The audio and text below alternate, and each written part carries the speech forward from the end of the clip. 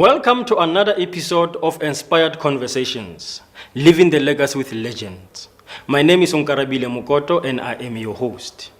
Since young people have been described as the leaders of tomorrow, then youth development is very imperative. Topics such as health conditions, financial management are needed for the wellness of the community. Joel Nkosi is a radio personnel, pastor, and a community developer, and he's here today to discuss more about community development concerning young people. Mr. Joel. Yes, sir. Thank you, sir, for coming to the show, and you are very welcome. Thank you very much, sir. I remember, 2 years back, we had this conversations where you were interviewing me on your show. And I was asking myself, today I'm interviewing you. How do you feel about that? As a leader, I feel very great because of, it shows that what was happening then got some inspiration, inspired you to want to see yourself one day doing the very same thing. And then I'm honored for that today it's a mentor and mentee, type of relationship. Yes. And then that actually it became to be a show like this. No, thank you, sir. And thank you for that. And I had a wonderful time. I hope I'll have one too. Yes, no, let's go. Let's just start from knowing you. Who is Joel Nkosi? Okay, Joel Nkosi is the father of, I'll start with the family structure first. He's the father of four kids and one wife. Joel Nkosi likes to interact with people. Pretty much more developed in terms of leadership. Grew up in farms, but made a way up to be where Joel Nkosi is today. Okay. From a single mother, of course, doing this and that and so forth, inspired by other people, and then to say one day I want to see myself to be like this person, and then that actually the passion drove me to be today. You can be able to say. That actually worked out for who I am. This is Joel Nkosi. Very great. Now, I just want to know, because now you're in radio now. Sure. You are a presenter in one of the local radio stations. True. Westside FM. Yes. The love of radio. Firstly, I never knew that I can be so much interested into radio. It happened to be somebody listened to one of my teachings at church, and then they invited me to be in the interview like this, and then that's where now everything started to develop. So I'm so much passionate about radio. I don't know what to do, but I am so passionate. I can tell you that. Oh, that's great. It's so amazing, how God works. True. You just remind me my story. When I came in this show, rather in this channel, I was actually being interviewed. And also, God developed something. True. And I said, no, man, let me not end only as someone interview me, but let me also interview others. I just got inspired also to interview others. So God really works. Now, I just want to know, Mr. Joel, when you're in a local radio station, I want to know the importance of people listening to local radio stations. Okay, the importance of people listening to local radio stations is because of it's touch based on the things that are the activities that are actually happening in the township, if I can put it that way, and also you get things that are happening there and there. And then you can be able to interact with people at the ground face, because of now, these are the people that you live with, these are the people that know you, these are the people that actually can be able to interact with on daily basis, and then that actually, it's so inspiring and also encouraging to say, people must listen to the local radio stations, because of that's where things are. In other radio stations, you'll get some news, but you won't get exactly, or maybe there and there, to get the news that are happening there and there. And then since also it is something that it's a bit far, if it is announced by somebody afar, you won't feel the expression and the feeling of the exact happening in the community. And then that is why we encourage people to listen to their local radio stations, because of they'll get exactly what is happening in their environment. Okay. So I just want to know, because we have seen many local radio stations, being closed. Yeah. because of lack of support, lack of funds. You know, and people end up not really taking radio stations serious because of that.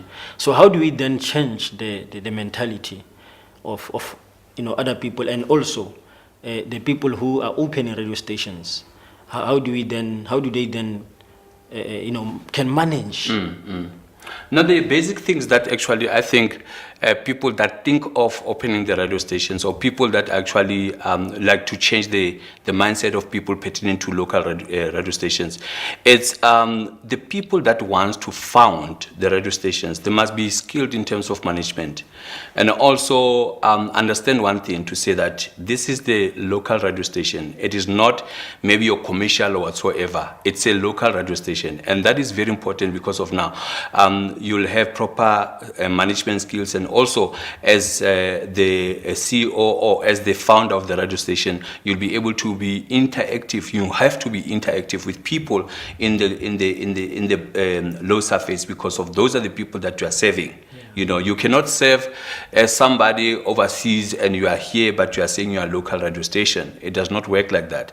But I think in most cases, why they fall, or why they close down, is because of mismanagement of funds, and also mismanagement of like systems in place. They don't have proper structures, like your communication structures in the radio station and so forth. Somebody that has a radio station, they end up thinking big, and then not want to be told what the community is saying about the radio stations. No, very correct. Very correct. Let's go back to the topic that you actually love, youth development. Yes. I know you are more of youth development, and that is why you are running also a show. Yes. It's a wellness show. Wellness show. Yes. Where you actually discuss about the affairs of young people in a community. Just take us through the. All right.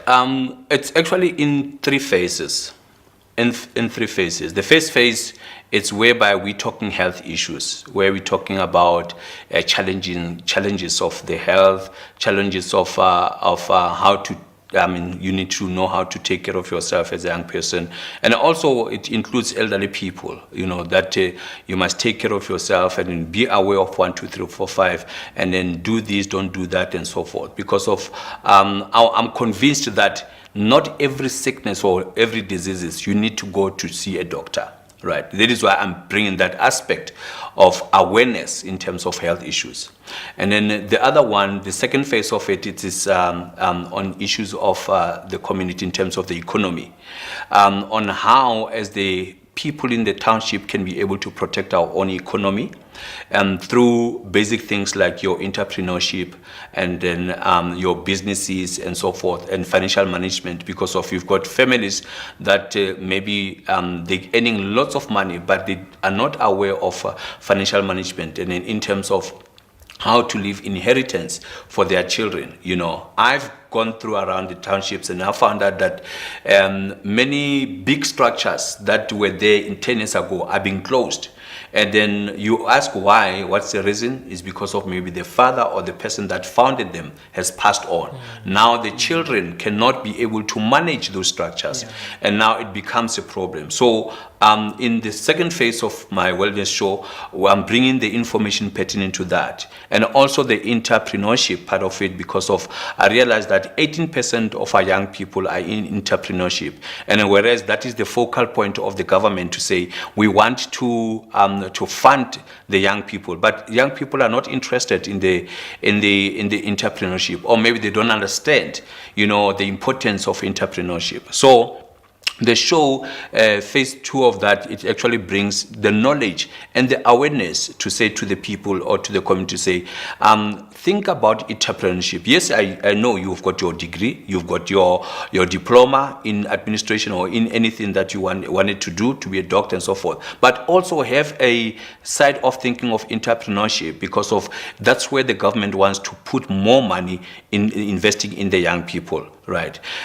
Recently, I made a research, if I can just take you through that as well, that 55% of the entrepreneurs in our town, in general, it is the people between the ages of 45 to 88, 55%, 33% in the ages between 36 and 44, that is 33%, and then the rest, the 18%, is on the young people that are actually between the ages of 18 and 34, 35. And that's a problem because of now. You look at on how this whole process happened is, how now the funding was going to be like the government. If they want to invest, they cannot invest in the first group because of their retirement.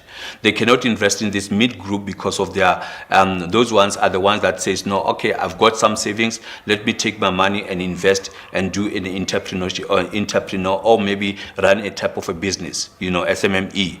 And then these ones that the government wants to invest in, they are in a lower percentage. When I do a further research about that, I found out that actually in the schools, we don't teach entrepreneurship. Yes, they will talk about life orientation. They'll talk about, what do they call it now? About businesses and stuff like that, EMS, but it does not make such a great impact because of, it is not the language that is on the street. It is on the manual, like according to the government set up. But the most important thing is if we can put it as an entrepreneurship as a subject, I think it will make an impact and then also encourage them, because of everybody that finishes matric, they want to go to university. At the end of the day, we've got lots of degree people, we've got lots of diploma people that are sitting doing nothing because of it is not their interest, the careers that they've chosen, or there are no job. There are no jobs, there are no work, and there's no source that can actually be to say this is the for employment. There's no employment sources for that matter, And then now they end up being in internship, that is 18 months, and they end up into learnership, that is 12 to 18 months. And now it drives them to where? It does not teach them about entrepreneurship or maybe to establish businesses to become employers.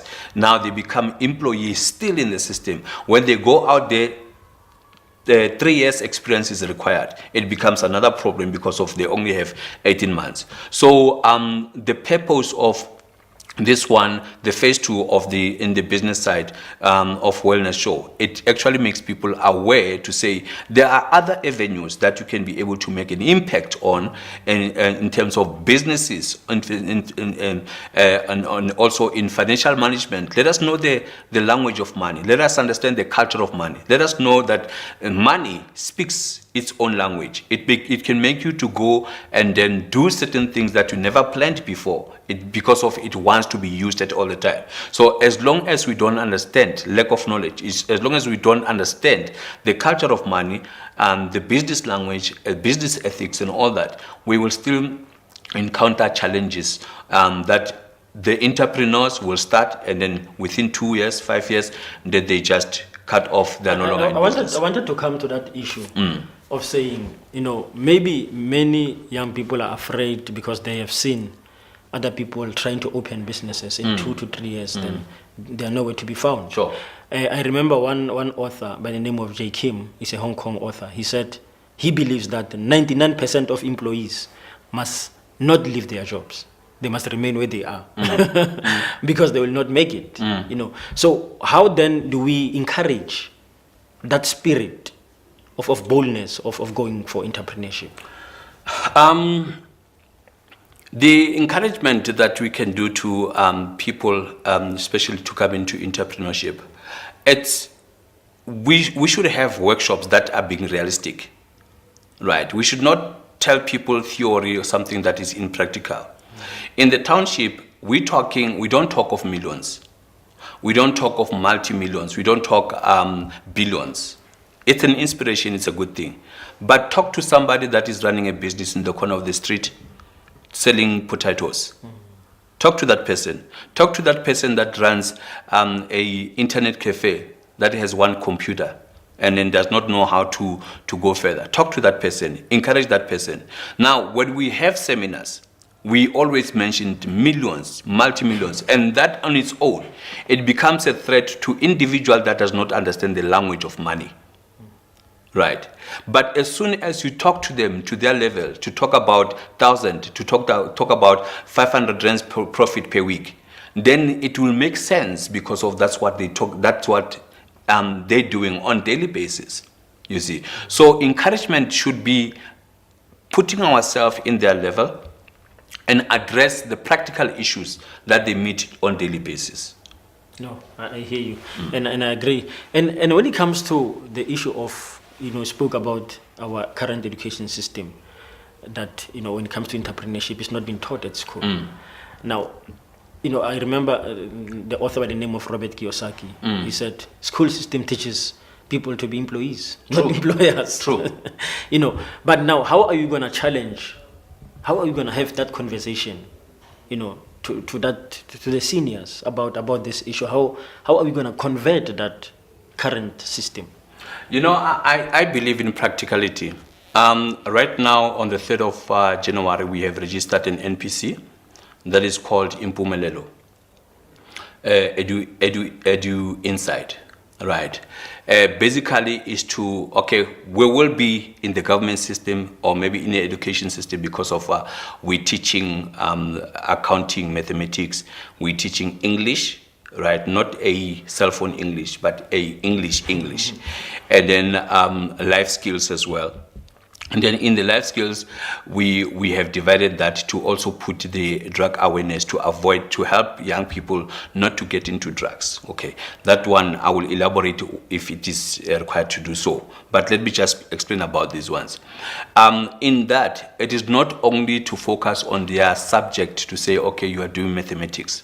We want them to love mathematics, right? We want them to love English. We want them, yes, it's another language, it is not their own mother language, but we realize that actually it is a central language that is understood by anybody and anybody can express through it. And then also we want people to love accounting and science, right? Because of everything has to develop with love. As soon as we produce the product and say, we will go with statistics and say government, or director of education, this is what we have produced in the last 12 months or 24 months, right? So do you mind if we can share how we did it with you? Then if they say yes, then we will definitely share with that. And then that actually it will be a entry level to say even other ideas. When we have other ideas, we know who to talk to at what time and so forth, because we'll create that kind of relationship, right? Then I think that is the process that we will definitely use, especially with Impumelelo. No, I think that's a wise move. That's a wise move. Now, let's go back to the health issues. Yes.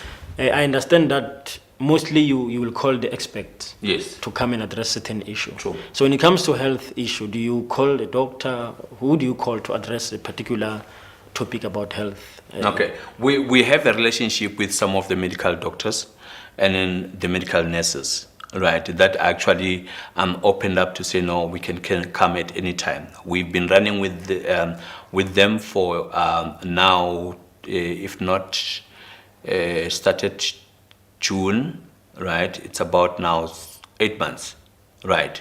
That actually open up, and then blessed enough, it is the medical doctor in the municipal, right?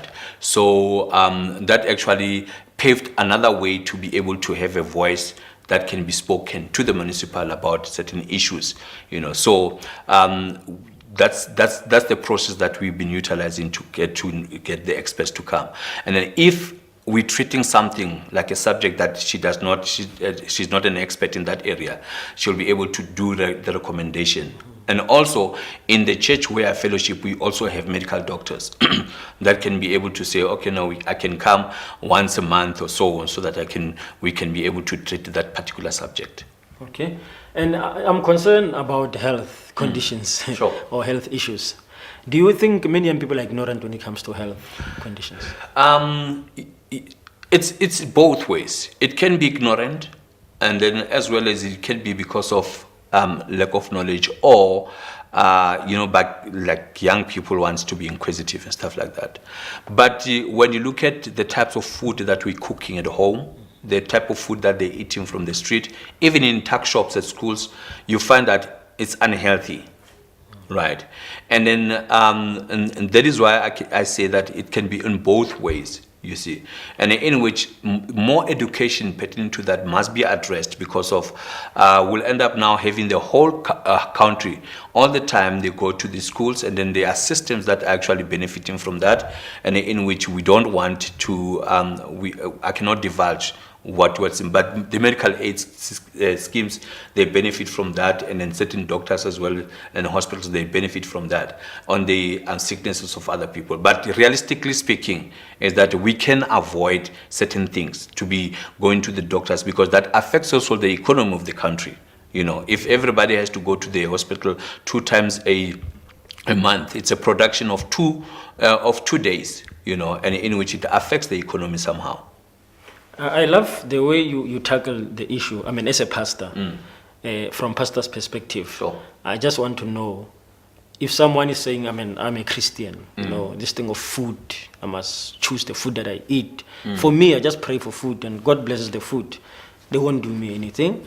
How do you take on that? It's fine. But we must remember one thing, that also the body reacts with certain types of food. Right. How many people who are Christians today, they have cancer? A lot.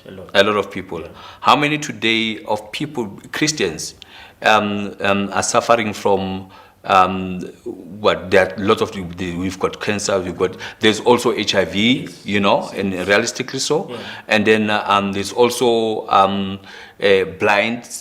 side effects. You know, they've kidney failures, they've kidney problems and so forth, being Christians. So what do we call that? Did they pray? They did pray.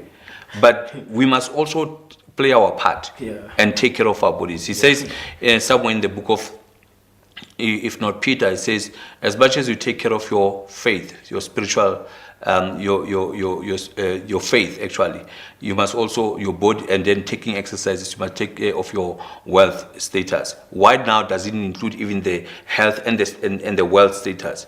It's because of the certain things that we need to take care of as individual, logically so, right? Being a responsible person, taking care of certain things before, and then yes, God will act in other things, or your faith will then be activated with other things. But we also should not be ignorant and do things and then depending that because of we have done them, we have prayed for them, and then we are faithful people, right? We should not be stupid Christians, if I can just put it that way. We must be wise and then do accordingly. According to the scriptures, you know. That's a good point. Yeah. That's a good point. The last stage that you did not talk about is job opportunities. Sure. As much as, I mean, we speak about entrepreneurship, but I love the way that you use realistic. So there are people who will not go for entrepreneurship. They will look for a job. So how do you then help them when it comes to your show? Okay, to my show, most of the time, because of it is well-known show, if I can put it that way, it's because of I create a relationship with certain companies. Right now, I've got a relationship with the Western Business Forum, right? And then Western Business Forum, and those are the guys that I invite also in the show to actually talk about opportunities somewhere. And I've created a website whereby, the Facebook page, whereby also if you have a job somewhere and then they're looking for people, maybe with certain requirements, we put it on that Facebook page. Okay. And people log into it, and if they're active, if they're actually interested, and they'll be able to contact the relevant people. And currently, if I can tell you that there is also one that I've just posted yesterday, for people to be, that are interested, can be able to log in and check if they have whatever qualifications, and then they'll be interested in those type of job. And then we know that there are a lot of scams. I validate the information first before I post it on Facebook, so that we know that this is legit, and then it is not to play with people's emotions, because of people are desperate, are looking for jobs, and then now we are going to play with their emotions to say there are jobs and there are no jobs. You know, it's just a scam. So and also we trying to interact with the recruitment agencies. That it's something that we still working on it, especially in the area where we're living. so that we can be able to interact with them. And then if there is anything, they must keep us up to date. They must update us with that information, and then we'll just use whatever medium of expression that can be able to reach people, and people can be able to see if they become successful with that.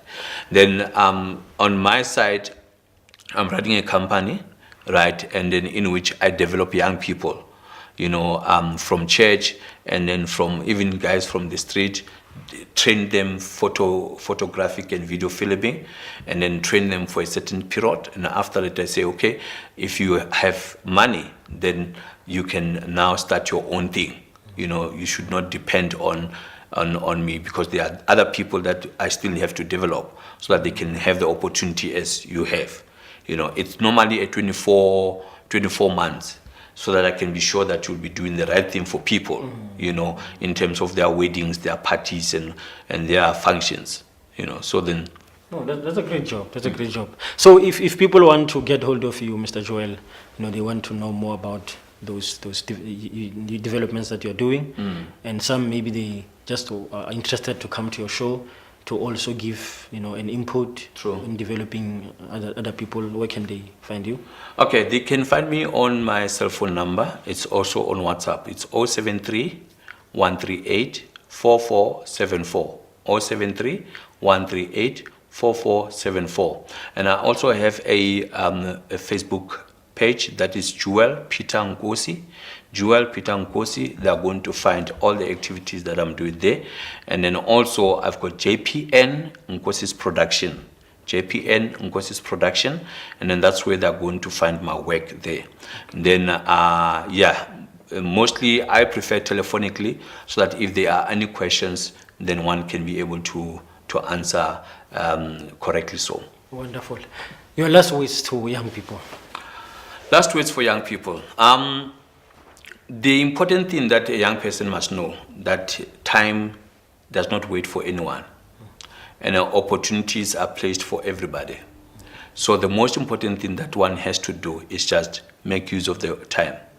There are things that you see that they're very interesting and very attractive, but not everything should be prioritized then.